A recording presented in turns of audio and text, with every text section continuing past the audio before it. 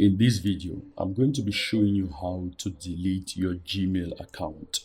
Let's say, for example, you have an account you're using, but you want to delete it. How do you do that? I'm going to log into this account first. So I'm now logged into this account. I had to reset the password. For me to delete this account, I'll go to my account status here, and then I'll click on manage my account. And it brings me to this page here. It says, don't get locked out of your account. Set home address for your Google account. I'm not going to do any of these. They are not important. So what I want you to do is to come to the left to data and privacy. I'll click there.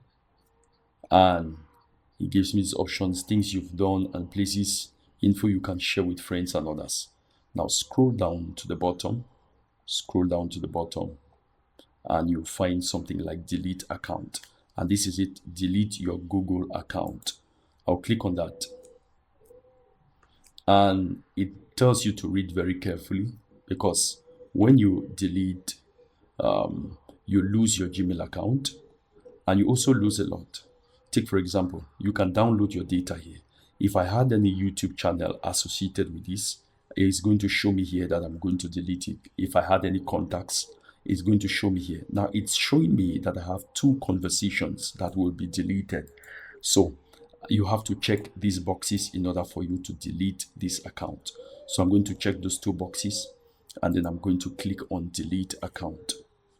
It may take some time, and it shows me account has been deleted, or everything has been deleted, and I can recover my account directly from here. Maybe if this was a mistake, I can recover my account. I'm just going to do a video very shortly and show you how to recover your deleted Google account. If you got any value out of this video, please like, subscribe to my channel, share this video, and turn on the notification bell to be reminded of my latest uploads. God bless you. Peace.